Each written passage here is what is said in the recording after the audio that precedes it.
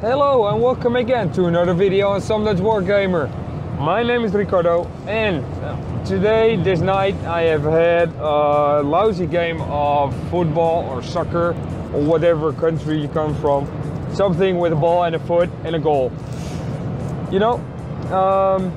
So I thought I would love to clear my mind and I would love to talk to you guys about some tactics, about some things that you guys would like to see in the upcoming battle reports, that kind of stuff.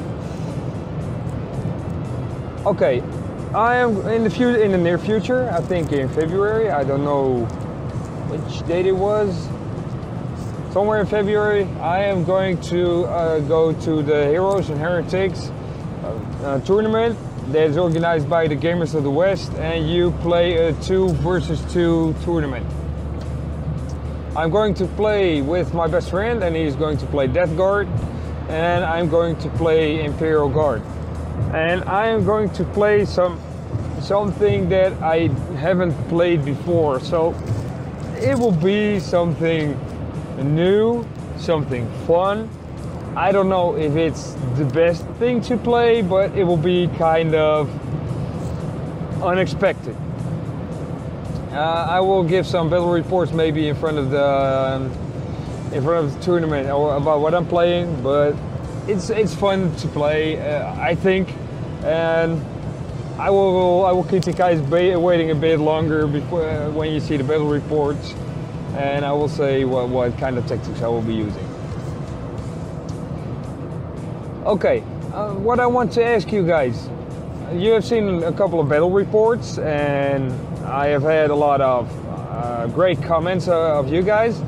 I've had some questions about some tactics. I had some info that I didn't read correctly. You guys put up some great comments that I really learned something about, so thank you for that. I had some questions of you guys. One of them was the one that got in the most is from the battle report that I played against. It was against Timothy, and we played the mission with the Relic. And what you guys did see was that in turn 2 I did move my catch chance a lot with the Relic, and there were some questions about it. So let me explain. The rule states that every phase you can move up to 9 inches. So what does it mean? Infantry can move 6 inches, the Imperial Guard infantry can move 6 inches and then advance. So you can get 9 inches if you have a good dice roll. Even if you roll 12, you can only move 9 with the model and the relic. I'm sorry. And what you saw in turn 2 was that I moved a lot further than 9 inches. So how did I do that? I did put a company commander really close to the unit that had relic. And in the movement phase, I moved the normal move. So I moved 9, 8, I'm not sure, but I thought it was, I moved 9. And after that, I moved again, because the rule states you can move every phase. So if you give your infantry unit the move order, they can move again with an advance. So that's how you can move 18 inches, which is really a lot with the relic in one turn. You can get the relic behind your lines, you can keep it occupied, you can keep it out of line of sight, or whatever you want. And that's the tactic that I used with the relic. I was lucky that I had the relic first, because I thought that Timothy would take it first, but I was lucky with it. And so that's how I used it. One thing to keep in mind though with the relic states that you need to move in base contact with the relic to pick it up. It doesn't say that you need to move with the relic and stand still with it. So that means if you are 3 inches away from the relic, you move into base contact with it, you have still another 6 inches and an advance you have a total of 6 inches and in advance to move. So that means 3 to the relic into base contact, 3 away together with the relic, and then an advance of maximum 3, so that makes 9 in a turn. That's some explanation about how I had the movement that I had within turn 2. Together with the move order from my company commander.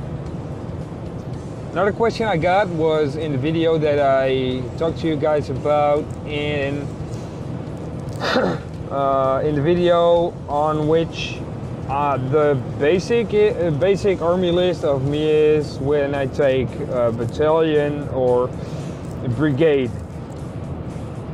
And I got a really good question, and I stated with the elite slots that you should take the bare minimum, and for instance take 3 SOPs. And I'm sorry, I don't know your name. I cannot look it up because I'm driving right now. But the guy from Russia, you know who I mean. Thank you for your comment. Yes, isn't it better to get a company command squad with a regimental standard? Well, that depends on the units you're taking, the buffs you are taking, and what regimental doctrine you're taking. For instance, if you're using a commissar to buff up your units, or an inquisitor, or whatever to get your units up to the leadership 9, you can get your units up to leadership 10 with a regimental standard. Is it really needed? I'm not too sure about that, so that's a choice you need to make. Of course, it's regimental standard is really good. And if you take a regimental standard, I would say keep the unit just 4 veterans, 1 with regimental standard, the rest stock, because if you take less cannons or autocannons or whatever with it, they will become a target and they will be shut down earlier, and your buff will be down, and you do not want that. So if you take company command squad, just take a regimental standard and nothing with it. Maybe some sniper rifles or whatever, but not too expensive to give them the assumption, to give your enemy the assumption to have them as a priority target. Keep them as cheap as possible. That's the tip I give you. You do not need to do that because you need to play whatever you would like, but that's the tip I'm giving you.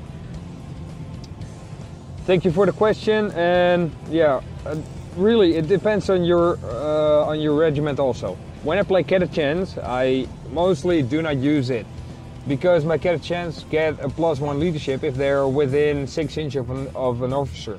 And I think 8 inch is good, 9 inch better though. But 8 leadership is good. 9 leadership is better, but 8 leadership for me is good enough.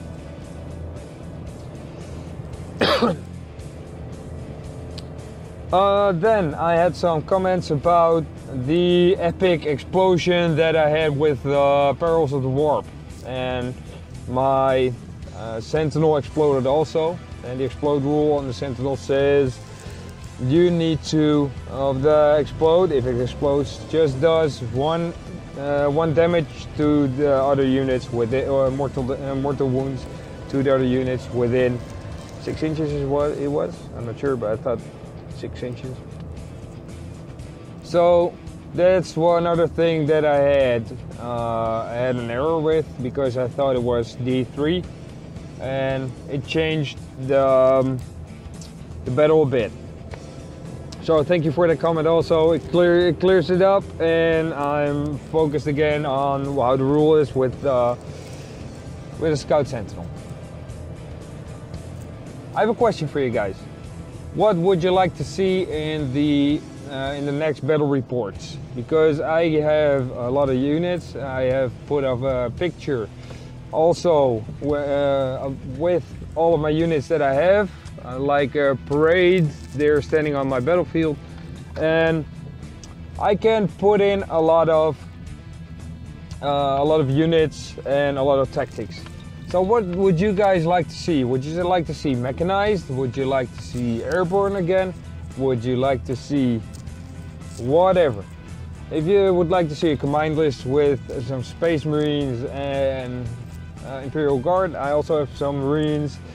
I have some Angry Marines, I have Celestine, that kind of stuff, whatever you would like. And what doctrines would you like me to play?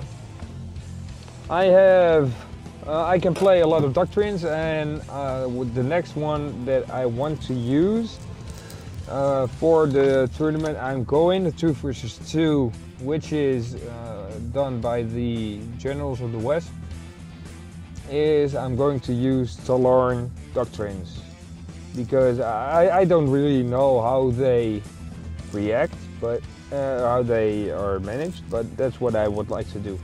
And I will give you guys a battle report maybe, or an after action review or about how they are doing. But what do you want to see?